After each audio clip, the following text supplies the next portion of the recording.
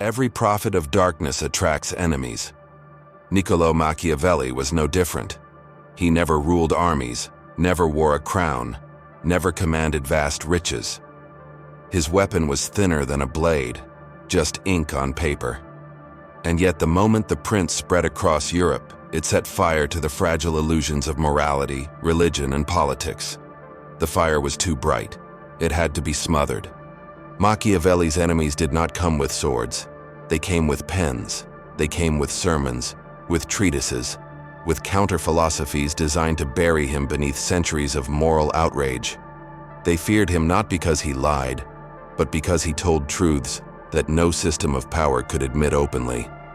That morality is a costume, that fear works better than love, that deception is the spine of rule. He showed the mechanics of power stripped of its sacred clothing, and for that, armies of thinkers tried to silence him. The church declared him the teacher of evil. Popes and preachers spat his name like venom. For them, Machiavelli was the Antichrist of politics, a man who dared to separate power from God, strategy from salvation. In The Prince, he wrote as if God were irrelevant, as if heaven had no say in the affairs of men. That was unthinkable in a world still chained by theology.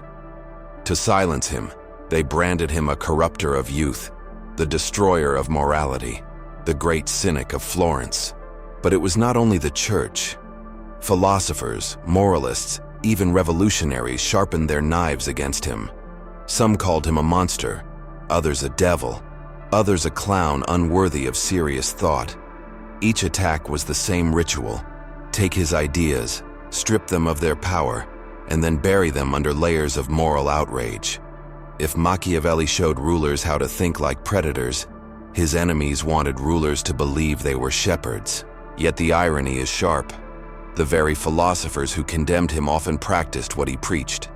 They denounced him in public, but in private they studied him, plagiarized him, adapted him. They could not escape his shadow. He became the forbidden mirror of politics, hated, denied, but always consulted. Think of Erasmus, the gentle humanist. He preached about the goodness of man, the need for virtue, the harmony of Christian rulers. He could not stand Machiavelli's cruelty, his realism, his laughter at virtue. Erasmus called for princes to lead with wisdom and justice, to be shining examples of Christian morality.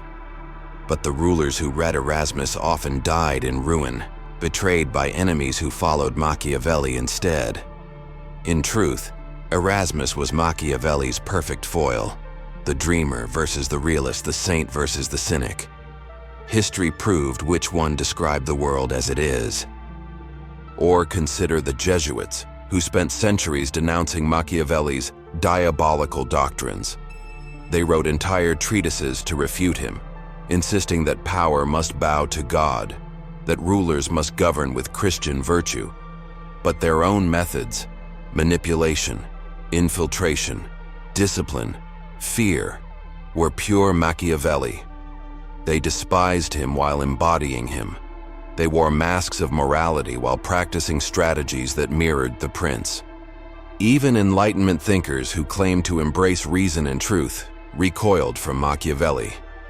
Rousseau accused him of trickery, of writing The Prince not as a guide for rulers, but as a secret warning to the people about tyranny. It was easier to pretend Machiavelli was ironic than to face the possibility that he was serious. To admit his seriousness would be to admit that politics has always been manipulation, deception, cruelty. Rousseau tried to turn Machiavelli into a misunderstood moralist, because only by hiding him under a new mask could he be tolerated. And then came the revolutionaries. They claimed to fight for liberty, equality, fraternity. But they too despised Machiavelli. Why? Because he spoke too honestly. He revealed that even revolutions require violence, lies, cruelty, and terror. They wanted to believe they were pure, noble, heroic. Machiavelli reminded them they were predators wearing new costumes. His name was mud among them, yet they used his strategies without hesitation. Robespierre's reign of terror was pure Machiavelli in action, even as he condemned him in words. Machiavelli's enemies were everywhere. From pulpits to parliaments, from universities to revolutionary clubs, his name was smeared as the emblem of evil. But their hatred was proof of his power. You do not waste centuries denouncing a man unless his words are impossible to erase. The louder they screamed, the clearer it became. Machiavelli had spoken a truth that could not be buried. And so we must ask, who was right? The moralists, who demanded rulers obey virtue, or Machiavelli, who exposed virtue as camouflage? The humanists, who dreamed of harmony, or the Florentine secretary, who showed life as a jungle of predators? Comment below. Do you think politics can ever be moral? Or is Machiavelli right that morality is just a mask? Subscribe if you want to keep peeling away the illusions of power. Like this if you've ever suspected that leaders who preach virtue are just hiding knives. Share this with someone who still believes politics is noble, and remind them, Machiavelli's enemies hated him because he revealed the costume. Because every system needs enemies. And Machiavelli's greatest enemies were not rulers. They were philosophers who could not bear to admit he was right. Machiavelli was more than a man. He was a crack in the mask of civilization. Once his words appeared, no amount of moral outrage could erase them. But that did not stop philosophers from trying. Across centuries, entire traditions organized themselves around the project of burying his ghost. And yet, the more they tried to silence him, the louder he became. Take the Christians. For them, Machiavelli was an abomination. He stripped politics of God, morality, and salvation. He dared to say rulers should not fear sin, but failure. That they should not worry about heaven, but about the throne. For theologians, this was intolerable. They branded him a corrupter, the devil's secretary, the master of deceit. His name became synonymous with treachery. And yet, behind closed doors, the church studied his lessons. The Jesuits, feared across Europe for their cunning, practiced strategies straight from the prince: infiltration, adaptability, the art of masks. They called him evil, but they lived his wisdom. The Enlightenment brought new enemies. Thinkers like Rousseau could not bear Machiavelli's coldness. They wanted to believe in the people, in liberty, in virtue. They insisted the prince was satire, a warning to citizens about tyrants.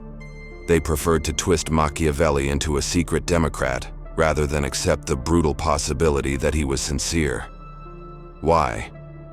Because sincerity would force them to admit their revolutions required lies, terror, and blood. Rousseau turned him into a misunderstood patriot because the truth was too sharp to hold. But Machiavelli's shadow crept into the Enlightenment anyway. Voltaire, Diderot, Montesquieu, all condemned him, but all felt his presence. They wanted to build a rational order, a republic of virtue, a society based on reason. Machiavelli reminded them that reason does not rule men. Fear, desire, and cruelty do. Their hatred was proof of their fear. They knew his diagnosis was correct, but they could not admit it without destroying their dream. Then came the liberals. They worshipped progress, constitutions, laws. They wanted to believe politics could be clean, transparent, noble. To them, Machiavelli was a stain on history, a relic of dark ages. They buried him under institutions, reforms, parliaments. And yet, every election proved him right. Promises are lies. Power is masks. Fear is stronger than love. Liberals condemned him, but their rulers read him in secret. Every campaign was Machiavellian theater dressed in liberal words. Socialists too declared him an enemy. They painted him as a servant of tyrants, a tool of monarchs, a symbol of oppression. They promised to build a world of equality, a society without manipulation or masks. But when revolutions came, who survived? Not the idealists who worshipped virtue, but the strategists who read Machiavelli. Lenin, Stalin, Mao. They all despised Machiavelli publicly, but they embodied him in practice. Fear, deception, and cruelty were not abolished. They were perfected. The revolutionaries who cursed his name became his greatest disciples. Even modern democracies attack him. Schools teach the prince as a warning, a curiosity, a text about the dangers of cynicism. Politicians denounce Machiavellian tactics in their opponents while practicing them every day. The word Machiavellian became an insult, a synonym for manipulation, deception, evil. This was the victory of his enemies, to make his name poisonous. But in doing so, they ensured his immortality. Because every time someone spits the word Machiavellian, they admit he still defines the game. Notice the pattern. Each ideology, Christian, Enlightenment, liberal, socialist, needed to silence him. They could not allow the herd to believe that power is masks, that rulers survive by fear, that morality is theater. Each built their own myth: God's order, reason's order, law's order, equality's order. But beneath their myths, Machiavelli's shadow ruled. The louder they cursed him, the more they revealed how necessary he was. And here is the cruel truth. Machiavelli did not just survive his enemies, he fed on them. Every attack reinforced his legacy. Every condemnation etched his name deeper. Erasmus dreamed of princes guided by virtue, but it is Machiavelli's princes who still rule. Rousseau wanted to bury him under democracy, but every modern politician wears his mask. The church wanted to damn him, but its very survival depended on strategies he taught. His enemies became his monuments. So ask yourself, which enemy was more dangerous? Those who burned him, or those who twisted him into something else? Comment below. Do you think Machiavelli was truly evil, or just honest about the evil that already exists? Subscribe if you want to keep uncovering the battles between philosophy and power. Like this if you've ever seen someone condemn Machiavellianism while practicing it themselves. Share this with someone who still believes rulers act out of virtue, and remind them, every philosophy that tried to silence Machiavelli ended up proving him right. Because in the war of ideas, Machiavelli's enemies never destroyed him. They only revealed their fear. Machiavelli's enemies could not erase him, so they tried something else. They turned his name into a curse. For centuries, to call someone Machiavellian was to spit venom. It meant schemer, deceiver, monster. His enemies understood that if they could not silence his words, they could poison his reputation. And so Niccolò himself became the forbidden book. Literature carried out the execution. Think of Shakespeare. In his plays, Machiavel became a stock villain, a figure of treachery, of cunning evil, whispering lies and betraying kings. The audience hissed at the name. They were taught to fear the Machiavellian character as a devil in human form. This was propaganda, but effective propaganda. By turning him into a demon on stage, his enemies ensured that even those who had never opened the prince would recoil at the thought of him. This demonization spread through culture. Painters depicted him with dark, brooding faces, as if his very features carried deceit. Priests preached his name as a warning against godless politics. Moralists invoked him as the symbol of corruption. Children grew up hearing that Machiavelli was the devil's secretary, the corrupter of kings, the enemy of virtue. His philosophy was transformed into myth, and the myth was crafted by his enemies. But myths are dangerous things. The more they tried to brand him evil, the more rulers wanted to read him. Kings, popes, generals, all denounced him in public while studying him in private. They needed his strategies even as they cursed his name. This is the secret of Machiavelli's survival. He became both villain and manual, both curse and cure. His enemies painted him as the disease of politics, while secretly using him as the prescription for survival. This paradox explains why he has endured longer than his critics. No one builds universities around Erasmus anymore. Few quote Rousseau with trembling awe. But Machiavelli? His name still haunts headlines, classrooms, novels, films. To this day, when someone manipulates ruthlessly, we call it Machiavellian. His enemies succeeded in damning his name, but in damning it, they made it immortal. And the truth cuts deeper. By demonizing Machiavelli, they expose their own hypocrisy. To call someone Machiavellian is to admit that the world works the way Machiavelli described. It is to confess that deceit, fear, and masks are the real engines of power. The insult is proof of his truth. If his philosophy were false, there would be no need for the word. If rulers truly led with virtue, Machiavelli would have been forgotten. Instead, his enemies cursed him, century after century, because his diagnosis was too accurate to erase. Even today, democracies play the same game. Politicians posture about transparency, virtue, service, but behind the curtain, they use every tactic Machiavelli described, spinning fear into obedience, using enemies as tools, smiling while sharpening knives. And when they are exposed, they call each other Machiavellian. The insult is ritual, a way to distance themselves from what they all practice. Like priests condemning sin while indulging in private, they damn him to cleanse themselves.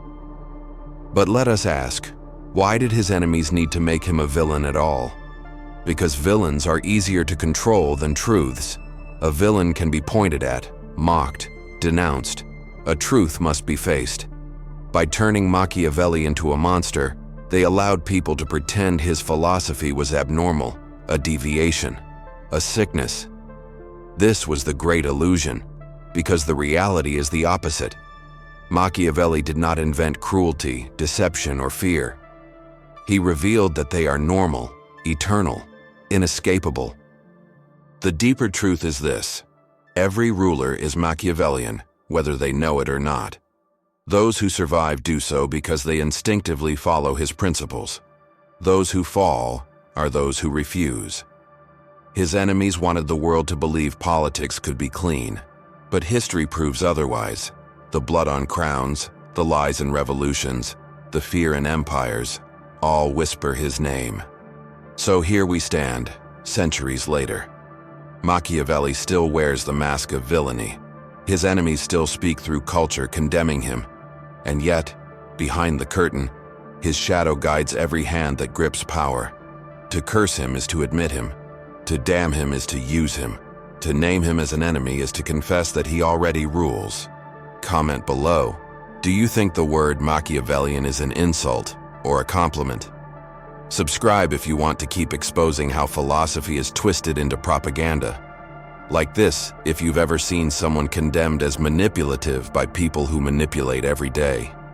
Share this with someone who thinks Machiavelli is outdated, and remind them, his enemies still curse his name because his truths never die.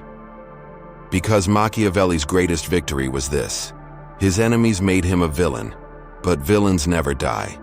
They live forever in the dark. Machiavelli's enemies believed they were burying him, but every attack, every denunciation, every sermon and treatise only made him stronger. He became a shadow too heavy to erase, a presence too sharp to ignore. And in the end, the truth is merciless. His enemies gave him immortality. Think of it. If the prince had been ignored, it might have faded into dust, just another manual in a forgotten library. But by damning it as evil, by branding it a handbook for tyrants, his enemies transformed it into forbidden fire. And forbidden fire always attracts the curious. Every condemnation was free advertising.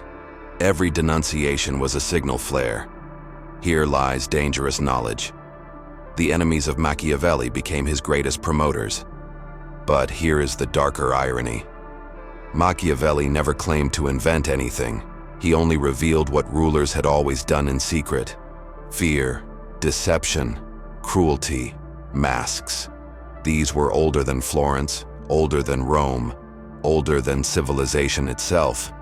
What his enemies could not bear was that he ripped away the costume. They wanted to believe politics was noble, moral, virtuous. He showed them it was theater, and behind the curtain, the actors held knives. That is why his real enemy was never Erasmus, or Rousseau, or the Jesuits, or the revolutionaries. His true enemy was the illusion of morality itself. Every philosopher who attacked him was defending that illusion, that fragile mask that keeps the herd obedient. They feared not Machiavelli the man, but the collapse of their stories.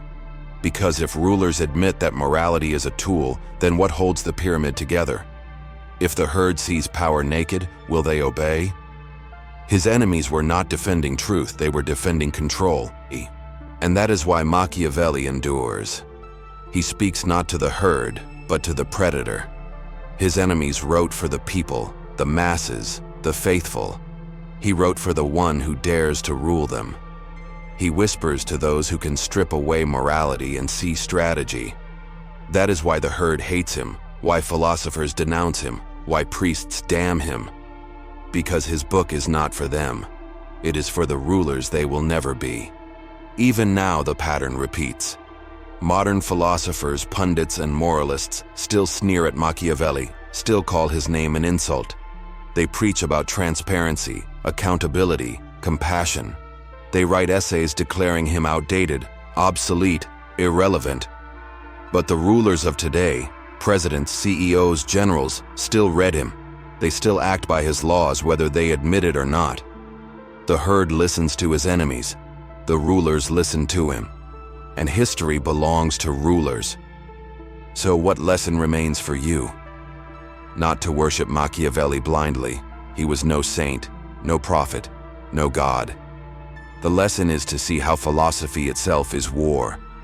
Every enemy he had was fighting not for truth, but for control of the story. They wanted to chain power with morality. He revealed that power wears morality like a mask. To understand this is to step outside the herd. To understand this is to stop believing the mask. Comment below. Do you think morality restrains rulers, or is it only theater for the herd? Subscribe if you want to keep peeling away the illusions philosophy tries to protect.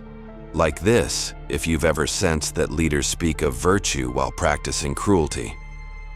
Share this with someone who thinks Machiavelli was wrong, and remind them, his enemies are forgotten, but he still rules from the shadows. Because Machiavelli's enemies failed, their books gather dust, their sermons are forgotten, but his words still breathe, still cut, still guide. They tried to bury him. Instead, they built his throne. And the truth he left is merciless. Morality is the mask. Fear is the tool. Power is the game.